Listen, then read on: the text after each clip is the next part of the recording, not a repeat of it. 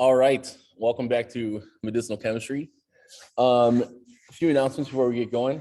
The moments you've all been waiting for will be happening today or tomorrow. Your exam one grades should start pouring in. So if you're somebody who likes to check that obsessively, feel free to do so. It'll be up today or tomorrow. They've looked good, so I'm pretty pleased with that. I'm not sure if you earned donuts yet, but I think there's a good chance. That gets on to sort of the second topic, and that is with the second exam. Trying to decide when exactly to have that. We should be done with content for that either today or on Wednesday. And, you know, since there's sort of one thought that I had is since that, you guys notoriously have like 1,000 exams right before, I thought I'd like to give you the break to practice a little bit and then come back and take the exam. Although in small conversations before, I feel like it's almost split with what we should do about that. So what I'm going to do is I'm going to send out a doodle poll. This is going to be my first doodle poll I'll ever send out. And there's going to be three options. It's going to be March 4th, March 14th, that'd be the Monday you return, or March 18th, that'd be the Friday you return. Regardless, in that that week, March 14th to March 18th, two of the days are going to be Meet a Medicinal Chemist Week. So you'll have lectures from two people that are actually in the med chem industry, which I think will be a lot of fun. I'll send some more information out about that soon. But I'll be closing the doodle poll by the beginning of our next class. So get in, spread the word, rally the troops, bribe people, whatever you need to do to get the date that you'd like. But I would say that I'd like to leave that open to you guys, just so you know. It's likely your third exam is going to be a take home. So you'll likely receive that somewhere around April 11th. So, thinking about what that budget and time looks like, you want to take that into account. I've heard from a student or two that opening up the sort of deck of slides for the Global Health Project took a long time. It didn't take that long on my computer. So what I'm going to do is I'm going to have Abesh go through and sort of list all the organizations that have been used in the past. And I'll probably put up sort of the discussion on that on Canvas on Friday. Then you guys can start to call dibs then. A couple of people have been really passionate about ones that they want to do. If you're super passionate about something, send me an email and I'll put those in sort of the initial announcement. Okay. With that, any questions? Shoot.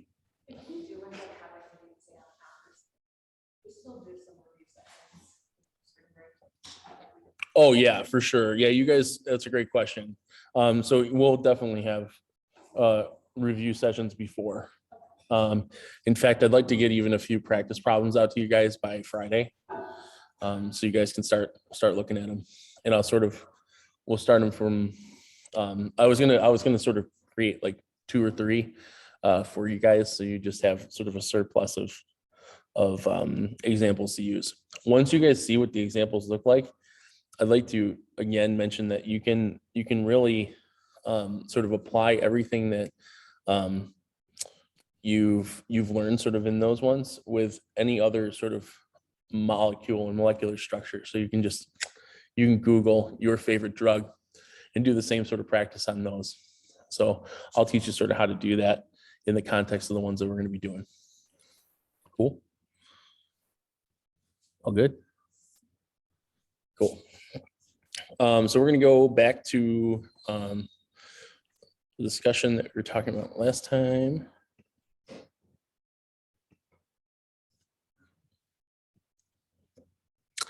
And last time we were talking, we ended in this section for bioisosteres.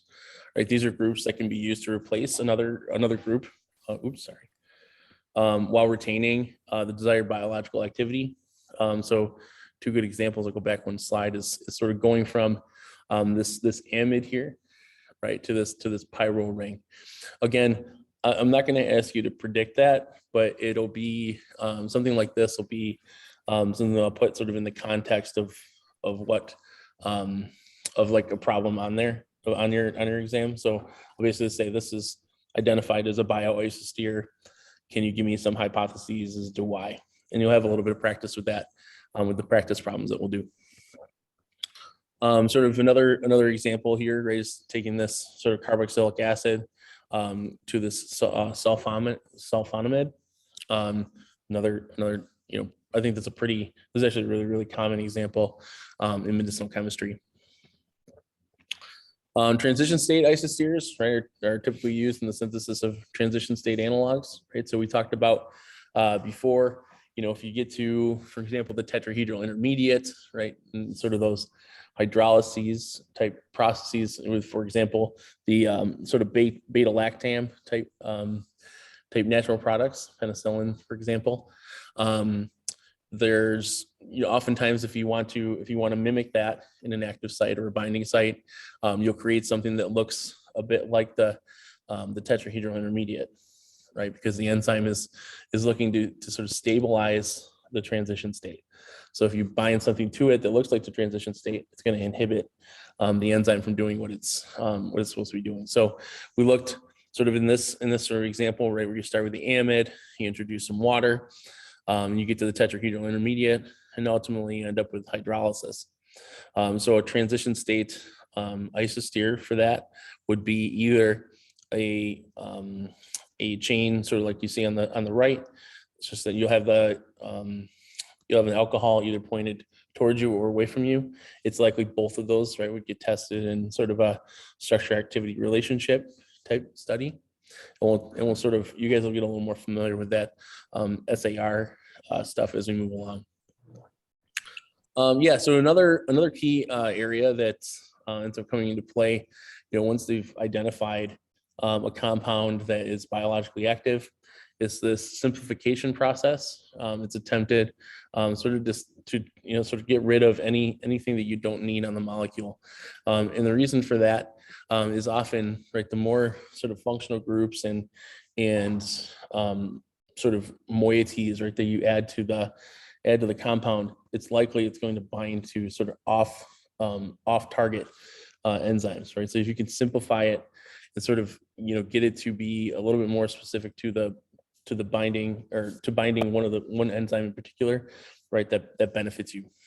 The other sort of upshot of that is that it also becomes easier from sort of a synthetic perspective to produce it, and so it ultimately becomes cheaper, right, to purchase.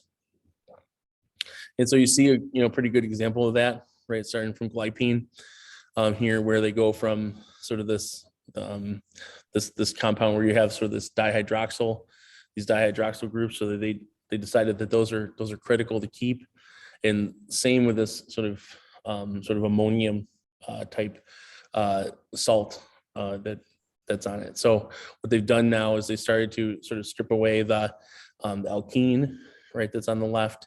Then they start to take away rings affiliated with the structure. And then, you have sort of a ring removal in C.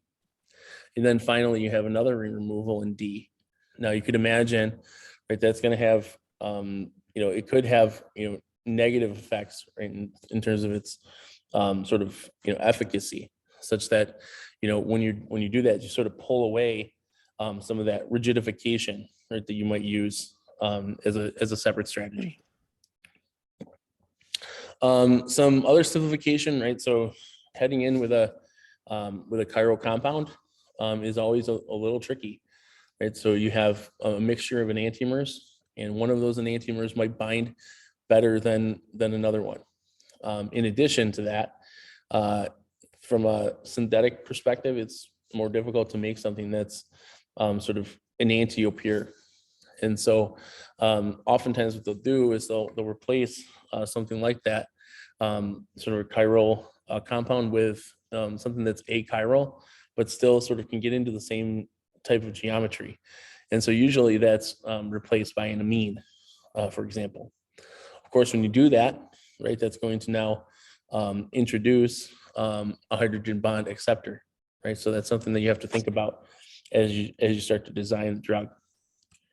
And so, there's a good example down here, right? You can start to introduce asymmetry by making this symmetric down here. You have the symmetrical ring system that's now replaced sort of the ring system that's in compound 1.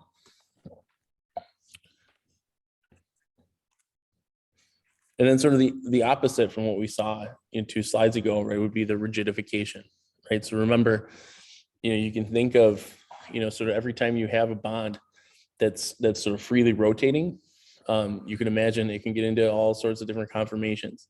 And there's going to be certain conformations that are going to be most beneficial for sort of causing a biological response. And so the rigidification sort of allows you to get it into the conformation that it needs to be to sort of induce that response. So, in the bottom left, you have sort of the rotatable bonds that they've mentioned here, right? And then, sort of another look of that, if you do the rotation, is this one in the middle. And so it's pretty, flexible, right? So in order to make it less flexible, you sort of tie it back into a ring like this, where those bonds are now fixed in sort of a one conformation. And that sort of helps, right, in the binding. Now, once again, right, as we go through all these things may help or hurt, right? But they're usually sort of a proposed set of compounds that you might explore in medicinal chemistry.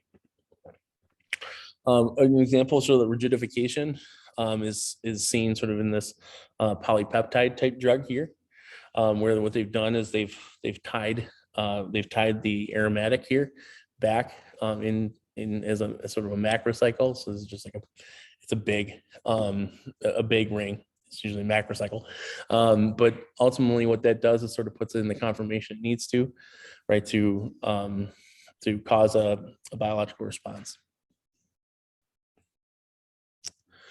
Conformational blockers are also sort of important in the sense that, like, if you have 2 sort of aromatics that sort of are allowed to freely rotate, if you put something on sort of the ortho position of the aromatic, you actually cause sort of this barrier that it has to cross in order for it to continue to freely rotate, right? So you have this sort of steric clash between methyl and H.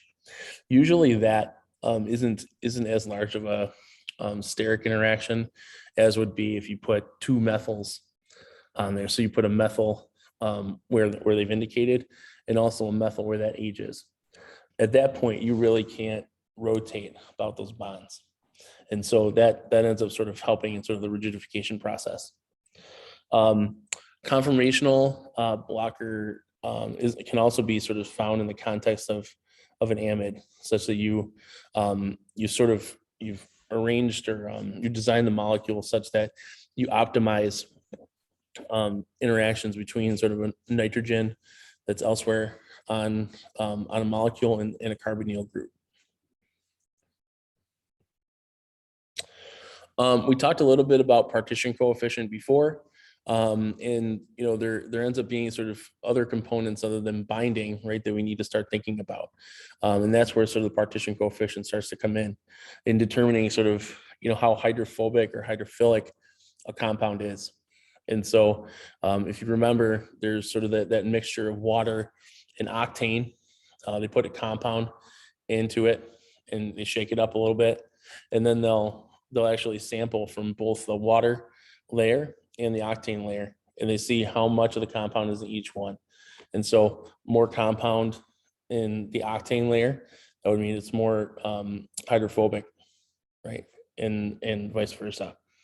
And so some ideas to go ahead and modify the compounds would be sort of seen below. So general tactics for modifications are to sort of mask or add or remove polar functional groups.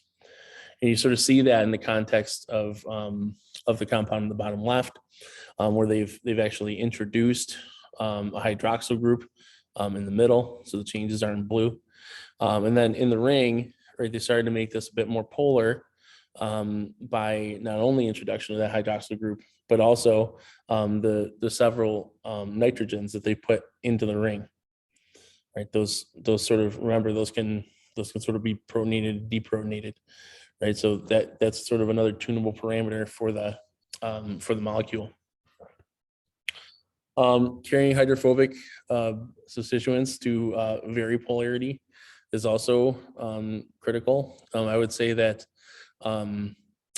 there's you can do that one or two ways. You can carry something that's really polar, like a sugar, right, to get across, let's say, certain transmembrane proteins, or alternatively, you can carry something that's pretty greasy that is going to get hydrolyzed. For example, like a long chain ester, for example, to, let's say, cross a membrane barrier. Variation of N-alkyl substituents to vary pKa, right? This is sort of related to what we saw just a couple of slides ago, right? Where you have this amidine that usually stays protonated at physiological pH, and then you convert it to this Pro 3112, and so by doing that, sort of it's able to actually modify at what pH it actually gets protonated. So that's sort of another strategy that's used. You're right, using bioisosteres for polar functional groups. So for example, carboxylic acids sometimes are not particularly easy to get past certain barriers, and we'll talk about that in sort of our case studies. But then by switching to something like this substituted tetrazole, you can start to cross barriers that you previously couldn't. And so I just want to emphasize also that I'm not going to have you're not going to get on an exam and be like, oh, it's obvious that we need to replace this carboxylic acid with a tetrazole. It'll be sort of in the context of some earlier content that I'll show you. Right, using bioisosteres for polar functionalized groups. You have right, this is a good example, right? It's exactly sort of what's seen here, mapped onto an actual molecule. So in structure 1, you have the carboxylic acid, and that's now been replaced with the tetrazole to give you the pharmaceutical. Yeah, steric shields are going to be important as you head into exam 2. This is definitely really a go-to for people. That's something that usually people latch on really easily to, in that, if you bulk up an area of the molecule, you're going to prevent certain metabolic processes. And so if you guys remember, for example, the protease can cleave the amide bonds. And so you can imagine sort of if this is an amide bond in the middle, right, that the enzyme acts on, if you bulk up sort of a substituent right next to it, you're going to prevent that from occurring, most likely. At least you can hypothesize that. You can also modify electronic effects with bioisosteres. I think this one's underappreciated, but definitely true. So you could start to go ahead and replace, let's say, an ester with a corresponding carbamate, for example. So you replace a carbon with a nitrogen.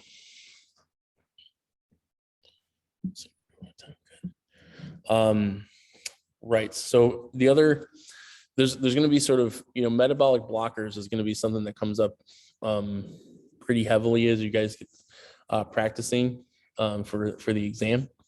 And so usually what's going to happen is I'm going to show you a drug that says, okay, in this particular example, can you show me all the places on the molecule that are prone to, let's say, P450 oxidation. And so you're going to look for sort of all those activated sites, the ones that are next to nitrogens, the ones that are next to benzyls, the ones that are next to alkenes.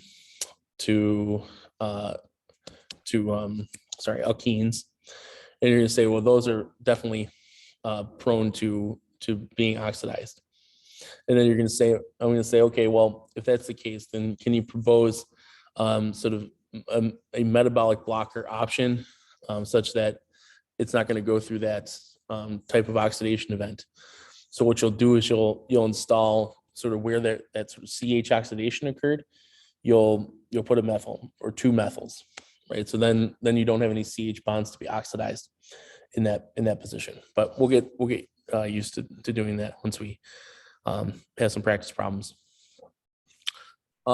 Yeah. So another common thing, right, is sort of right, the chemical and enzymatic degradation is going to be a huge problem. So even once they've identified, let's say the drug or the pharmacophore or sort of a lead, right, they have to also consider sort of what are enzymes going to do to the molecule. And so one of the things that they'll do is they'll start to replace groups that, once they see, how it performs in vivo, they'll start to say, okay, well, we're experiencing, let's say, this metabolite that's a real problem. We're losing like 50% of our drug to that, or maybe it's causing some negative effects in the body. And so what they'll start to do is they'll start to modify it a bit such that it doesn't go through that metabolic process. But again, once every modification they make, right, they have to go back and test it to make sure that it's still biologically active.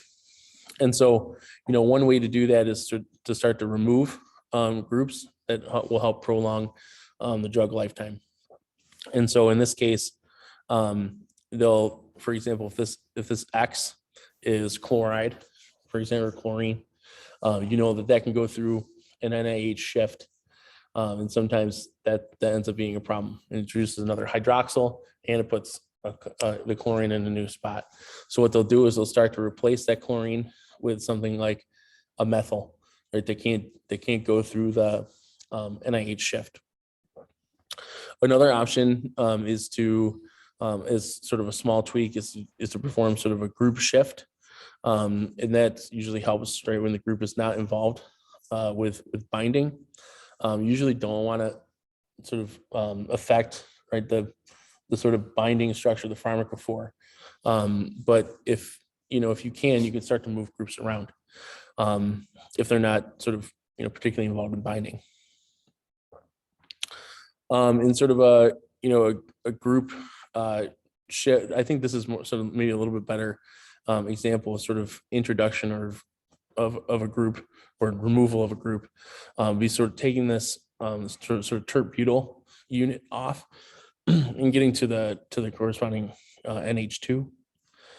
But then sort of this is sort of a little bit better example sort of the shift would be to take the hydroxyl group that was really important in the sort of diol in the molecule from before, and you'll shift that over by shifting it over a carbon. So you put a carbon between, let's say, the phenyl group and the hydroxyl group, and you can continue to do that until you start to see sort of a negative effect. But what I would say is, something like this would be sort of a good example of like an SAR series where they would screen sort of all four of these molecules with different chain lengths to see, whether or not a group shift is really helping in binding. Yeah, ring variations are also important. These ones are a little more subtle to understand. So, for example, on the left, this excuse me, this methyl is susceptible to metabolism, and that's usually via an oxidation. So that oxidation occurs because that CH bond is pretty electron rich still, right? So by putting a nitrogen in the ring, that actually brings more electron density away from that CH bond, And so that allows for sort of a toned down variant such that it's not going to go through the metabolism. This is not one I would expect you to predict. I think you guys don't have to talk too much about the electronic effects, right? Just putting a nitrogen in the molecule, but something I wanted you guys to be aware of. Introducing metabolically susceptible groups, right? Assisting in short drug lifetime, right? So if the drug is lasting too long, and that's causing sort of a problem, right? You could start to introduce groups that are going to sort of facilitate the process of making it more polar, right? And then heading through sort of both phase 1 and phase 2 metabolism. So a good example of that is sort of if you start with the top compound seen here, then you move on to the and let's say that one has too long of a drug lifetime.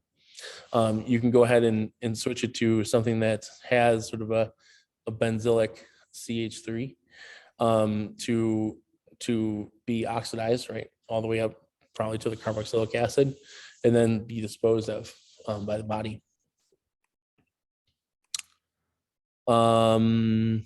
Right. So reducing toxicity. Yeah. So one of the things that we talked about before is sometimes you're gonna be in a position where, let's say you experience sort of those NIH shifts, right? Those chlorine, bromine, iodine, or nitro groups.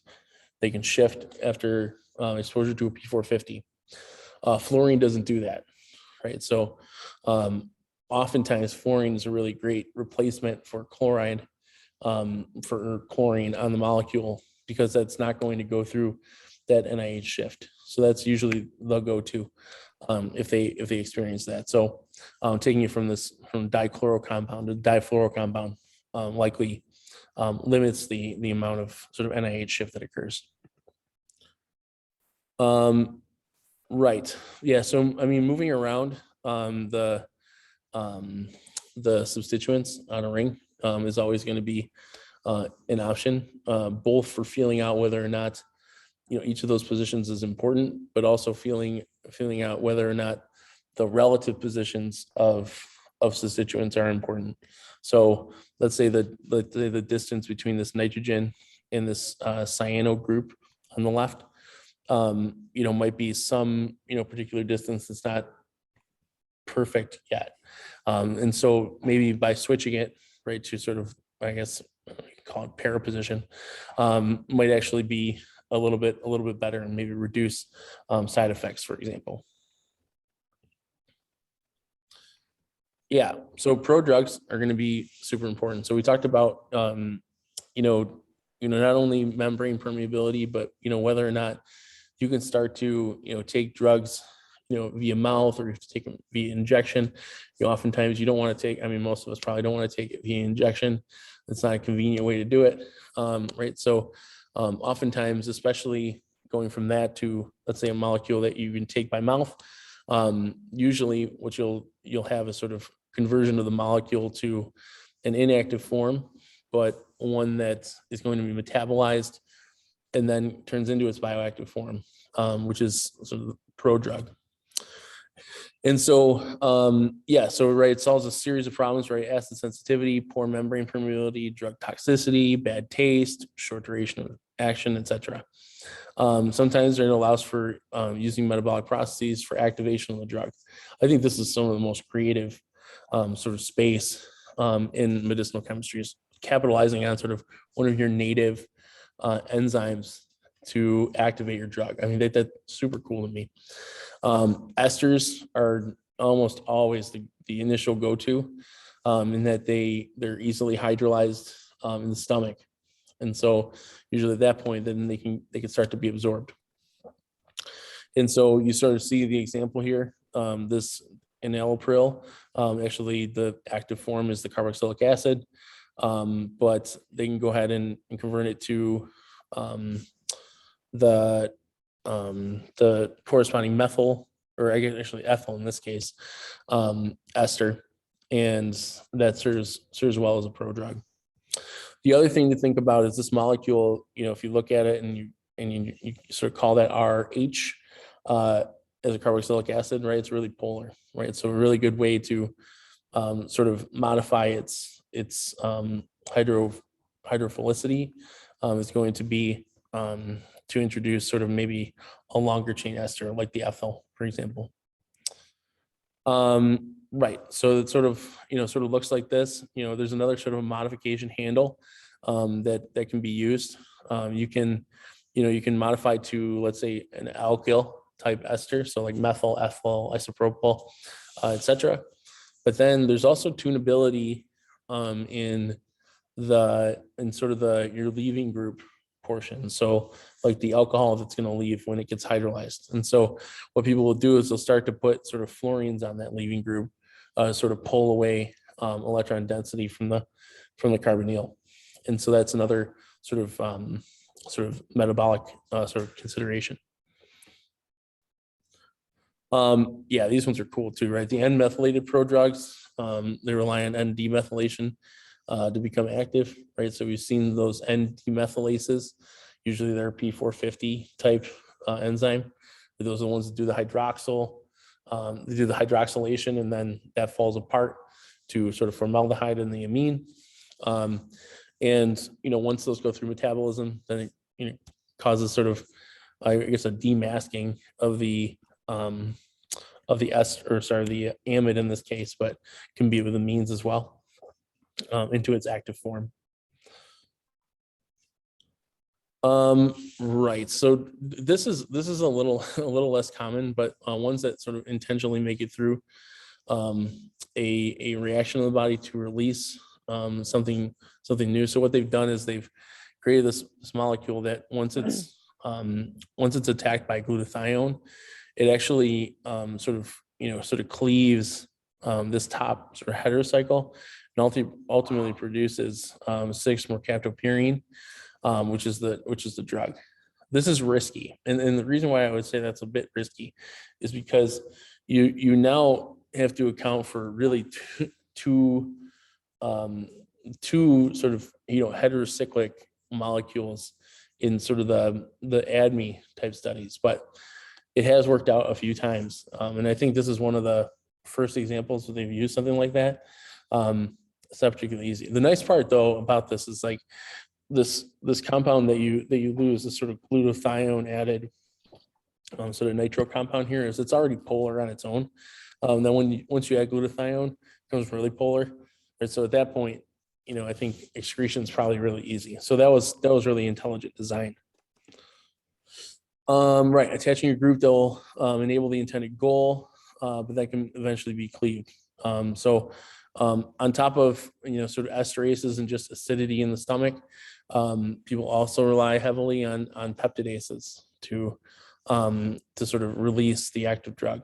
And so that's a good example of that is in this prodrug in the bottom left, to reduce or to release estrone, where peptidase is actually responsible for doing that hydrolysis.